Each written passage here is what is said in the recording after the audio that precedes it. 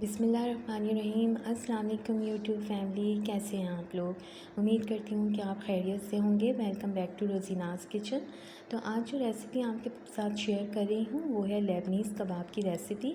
तो आप सारे कबाब भूल जाएंगे अगर आप ये कबाब बनाएंगे। तो व्यूअर्स, इस कबाब बनाने के लिए मैंने आधा किलो गोश्त लिया था बीफ का, और उसको अच्छी तरह से वॉश करके उसकी छोटी छोटी बोटियाँ बना ली थी, और प्रेशर कुकर में डाल के उसमें 5 से 6 जवे लहसुन के ऐड किए। और पानी हमने इतना डालना है कि गोश्त से ऊपर आ जाए, और हमने अभी प्रेशर नहीं लगाना, इसको हमने 2-3 बॉईल देने हैं। इसके ऊपर जो झाग आएंगे वो हमने निकालने हैं, झाग डिस्कार्ड कर दीजिएगा। उसके बाद इसमें हमने प्रेशर लगाना है 50 मिनट के लिए, और प्रेशर लगा के हमने इसको जो है वो गलाना है गोश्त को।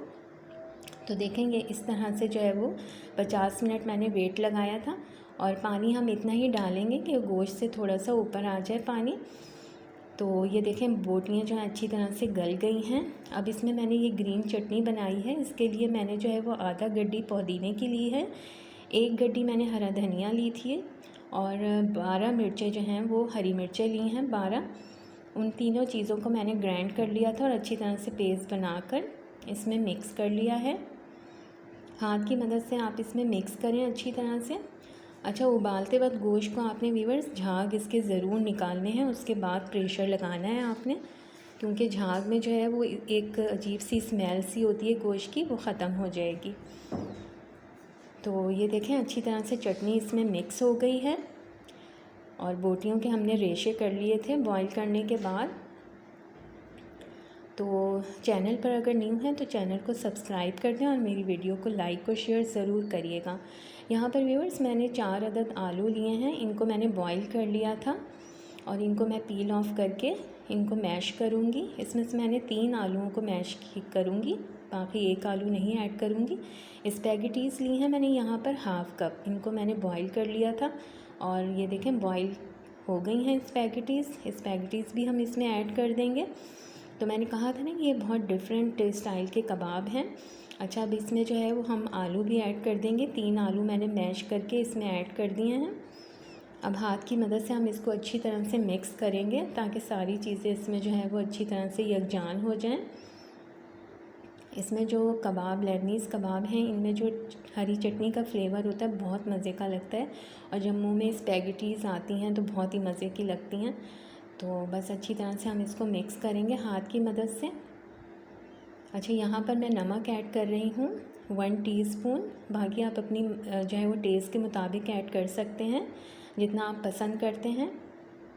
अब देखिए नमक डालने के बाद इसको अच्छी तरह से हमने बहुत अच्छी तरह से मिक्स करना है, दबाकर इसका स्मूथ सा जो है वो बैटर बनाना है, ताकि कोई चीज़ ऊपर नज़र ना आए। आलू भी अच्छी तरह से मिक्स हो जाएं, और जो हमने हरी चटनी डाली थी और स्पैगेटीज़ को कोशिश करिएगा कि हाथ की मदद से तोड़ दें, तो इसके जो स्पैगेटीज़ मुंह में आएगी तो बहुत मज़े के लगते हैं ये कबाब, और बच्चों की तो ये बहुत ही फेवरेट होते हैं।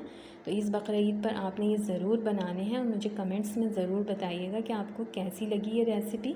अगर आप व्यूअर्स कोई दूसरे कबाब भी चाहती हैं कि उनकी रेसिपी शेयर की जाए तो मुझे कमेंट्स में ज़रूर बताइएगा।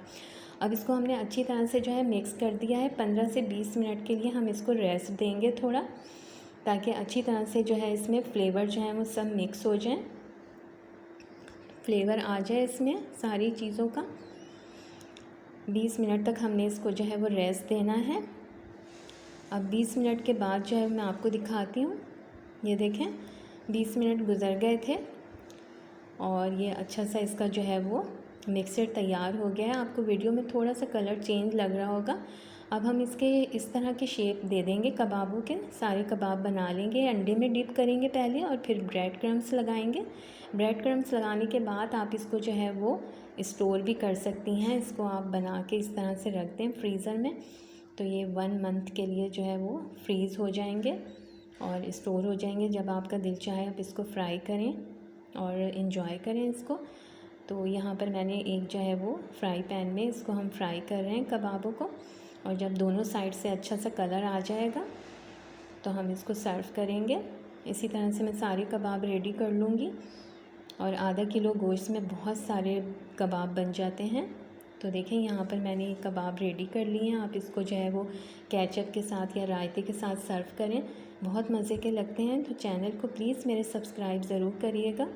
میں آپ کو توڑ کے دکھاتی ہوں. یہ دیکھیں ماشاءاللہ سے, دیکھیں کتنے اچھے ریشے آ رہے ہیں اس میں گوشت کے, اور اسپیگٹیز بھی آ رہی ہیں نظر. تو یہ بہت ہی ٹیسٹی یمی کباب ہوتے ہیں. آپ ضرور ٹرائی کریے گا.